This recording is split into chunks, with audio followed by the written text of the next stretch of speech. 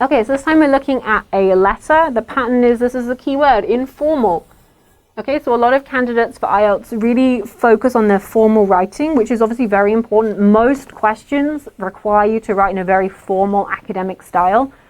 However, sometimes candidates don't think that they need to practice their informal writing. So in this question, you're being asked to write in an informal manner, which could be challenging for some candidates.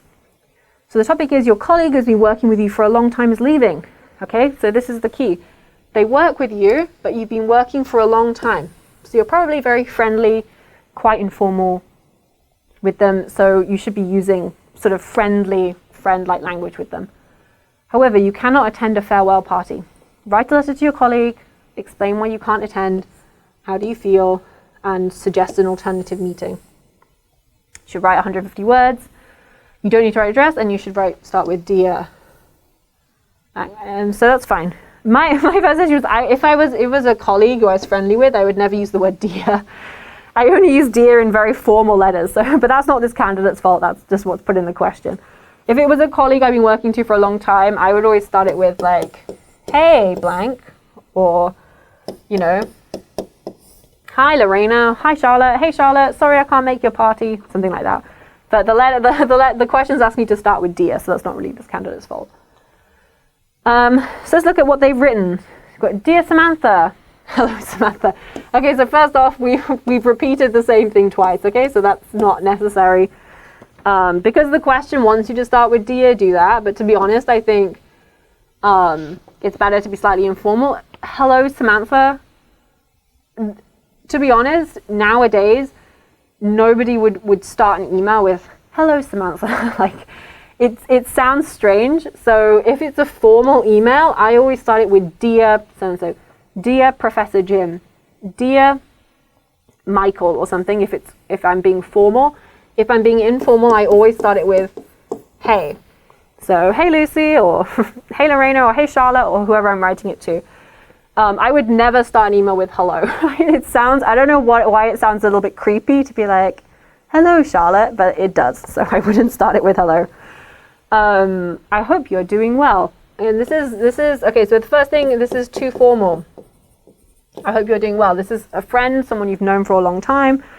So you can start with, how are things? Or just, how are you?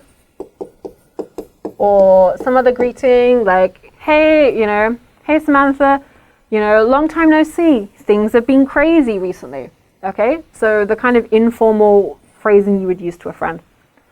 I am writing an email to you because I cannot attend your farewell party. Again, I think this is going to be an issue for this candidate all the way through. It's too formal. Okay, if you were writing to your boss or your manager, maybe this would be fine. But if you remember, the question says it should be informal, and this is a colleague who you've known for a long time. So this is too formal for that pattern. Accidentally, the day is the same day that is my mother's 60th birthday. I've had to reserve one party place and invite my relatives and my parents as guests, especially my mother's friends, to celebrate my mother's birthday. Okay, so I don't know, like, I'm just gonna, like, if I was writing it in reality, this is a lot of very weirdly too specific detail. Okay. So you should really think, if you were really writing to someone that you know, saying why you couldn't attend their party, would you really be telling them about all the things you've had to do for their mother's birthday? It's weird detail, and it's too specific. So if I was writing this email, I would probably say something like, I'm so sorry to say I can't make your farewell party, as it's actually the same day as my mother's 60th birthday party. As I'm the one in charge of organizing everything, I'm going to be swamped all day and really can't make it to your party. Something like that. But you don't need to know the details of what you're doing. You can just use a general phrase to say, hey, I'm too busy. I'm going to be really busy that day. An informal way to say that would be swamped. Like I used, like, I'm going to be swamped that day, which just means you've got too many things to do. Or I'm going to be crazy busy all day. Okay, crazy busy, informal phrasing, but because this is a co-worker you're friends with, I think this would be a fine tone to strike in your email. But I would say this is getting too lost in detail and not focusing enough on the task that you're being asked to do. So I feel very sorry for you to not join your farewell party. I feel very sorry for you. I feel very sorry to not join your farewell party. Okay, if you feel sorry for somebody else, you pity someone else. So you're saying like, oh, you must feel so sad that I can't come to your farewell party. So I feel very sorry for you is what you would say if something bad happened to the other person. So let's say my friend didn't get the promotion at work, I would say, I feel very sorry for you. If my friend's cat had died, I feel very sorry for you. But you're saying, I feel very sorry for you that I can't come to your party, which is a weirdly boasting, confident tone to take. So it should be, I feel sorry to not join your farewell party. While you have been working here with me, I really have relied on you to do everything. This is I like this part of the sentence. I think this is good, but then the second part, because you are the only one colleague to join this company on the same day. I'm feeling very sad and really miss you. And we really miss you. Okay, I don't think this they've not left yet because you've not had the farewell party. So I'm assuming that they're still working at the company, I think. So it needs to be in the future. I will really miss you when you're gone. This is a little bit too short. If we're going for the tone of this is someone you've known for a long time, one thing you can do is you can give me you could talk about some specific memories. You can use some more fun punctuation because this is an informal email to talk about stuff. So I feel very sorry to not join your farewell party. A more informal, more natural way to say it would be, I'm gutted, is a way native speakers say, I feel really sorry, I'm gutted, like I'm really disappointed, like I really wanted to come, but unfortunately I've got to go to my mum's birthday. I'm gutted, I can't be there to say goodbye. Or something like that would be a more natural, more informal way of talking about it. This is too formal, this sentence, and reads a little bit oddly. I like the part where they say that they've really been relying on this person to do everything, and then this is where I think you could show that you follow up with a specific example. You can see like I'll always remember how you jumped up to fix the computer during my first presentation to the sales team. You know, you could follow something with an exclamation mark. I've always relied on you to do everything for me, even fixing the printer, exclamation point, something like that. You could put it in brackets to show that you're sort of sharing a fun memory with your colleague. Because you're the only one colleague to join this company, a better way to phrase that would be something like, I can't believe it's already been 8 years since we met on our intern orientation. Something like that would be a better, more friendly, more informal way to phrase that. You could sort of, I'm feeling that I will really miss you. Again, you can do something more specific. I'm really going to miss our Wednesday lunch catch-ups. So let's have a catch-up, an informal way of saying to chat with someone to find out what's been going on with them. So I'm going to miss our Wednesday lunch catch-ups and pre-meeting coffee runs. You know, something that you might do with a colleague, or I'm really going to miss complaining with you about Michael's meetings, or I'm really going to miss traveling on work trips with you. You always made business presentations so fun. So it's like, you know, this kind of style of email, like you're trying to bring up some specific memories, okay? So one thing candidates sometimes struggle to do in these is to come up with enough things to say. They sort of write 3 sentences and like, well, I'm done. I fulfilled it. I've said, I'm sorry. I'll miss you. I feel sad. What else is there to say? Okay, so this is where practice is so important. And being able to be creative. So especially with the informal, you know, this style of IELTS, You've really got to practice being creative with your answers and being able to come up with things quickly on the spot. That's practice, that's reading, that's, doing drama or improv or brainstorming things to talk about before you start writing. I know it's really difficult to be creative for some candidates, but it is something you can improve the more you practice. Okay, so these ideas I just come up with now, anyone could come up with ideas or different ideas to talk about, but the idea is that you're trying to fit this informal, chatty tone that you would email with a coworker. I don't know whether it might be a cultural thing.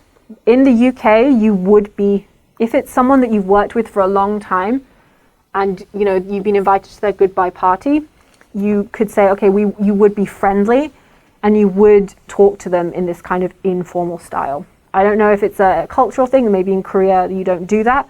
In the UK, you really would sort of have this tone in your email.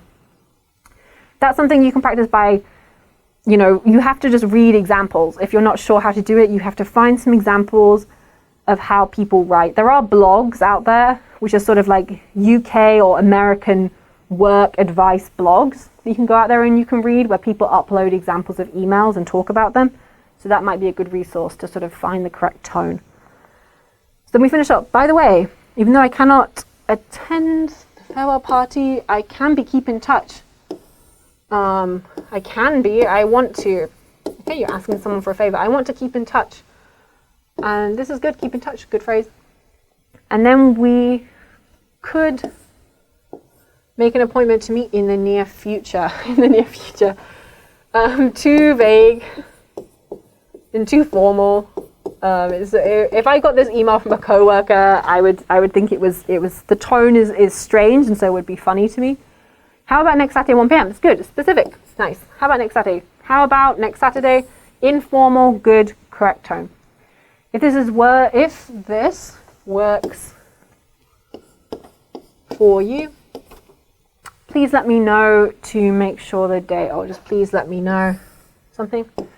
I will really miss you. I wish you the best in your new job. Okay, thanks. So this is a good ending. This is correct. I wish you the best in your new job. That's fine. I will really miss you. That's great. The start is a little bit, I want to keep in touch. And then this is the issue that's a little bit too formal. And then we could make an appointment to meet in the near future. You don't make an appointment with a friend. You make an appointment for the dentist. You make an appointment to the doctor. You make an appointment at the vets. You hang out with a friend. And then you'll just say meet up. I want to keep in touch and I want to meet up. Okay? I still want to meet up, say goodbye, and give you your goodbye gift. Okay, that would be a good way to sort of phrase it. And then, if that works for you, please let me know, and then you could give a reason. Please let me know, and I'll book a table or something like that. Or how about next Saturday at 1 p.m. if this works for you, let me know and I'll book a table. Otherwise, let's try and meet up some other time. Okay? So the main issue that I had with this answer was to be honest, I thought that the task achievement was okay, so I give a 5. But the main issue was the tone. The tone was inappropriate in a lot of places. In a lot of places it was awkward and it was too formal for what they asked them to do. And also the focus on the party detail. In the first section, when they talked about everything they were doing for their mother's 60th birthday party, was weird and inappropriate, so it changed the tone slightly. So that was an issue that needs to be fixed. Coherence and cohesion, you need this kind of needs better transitions between paragraphs. It needs better transitions. So if we take a look at, so this one in particular. So I feel very sorry to not join your farewell party. It's a weirdly too strong sort of transition. This was the doubling up of the greeting was a weird transition. And again, by the way, it's too throwaway. By the way, even though I can't attend, I want to keep in touch. So this isn't really, you're not really adding a sort of unimportant detail. This is the main focus of your letter. You said, your email says, I can't go to the party, but the main point is, but I want to keep in touch with you and meet up later. So it would be much better to start with just, even though I can't attend, I still want to keep in touch. Okay, so vocabulary, I would give a 5. There's some errors in word choice. And again, that's to do with the tone. It's strange. And the grammar, I would give 4.5. There's only limited sentence structures. Sentence structures are limited.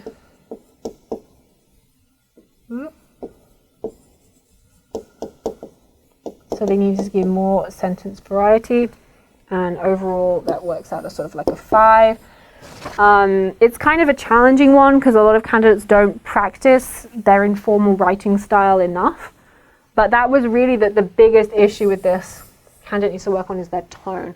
Being able to write in that informal style, which you don't practice a lot in class. You can practice if you have foreign friends, if you have English-speaking friends, you can practice that with them. Again, I would recommend going online, finding English language blogs or work advice, websites where you can go and you can look through and you can sort of get used to that tone. But it is quite tricky if you've not worked in the UK to hit that kind of tone. But especially in the UK, if you're writing to a coworker you've worked with for a really long time, you would have this kind of much more chatty, much more informal style because it's almost like you're writing to a friend. So that would be my main advice as candidate would be really to work on their tone. And once the tone is going to get better, then your vocabulary will get better because your word choices will be more appropriate. So that would be my main advice to them.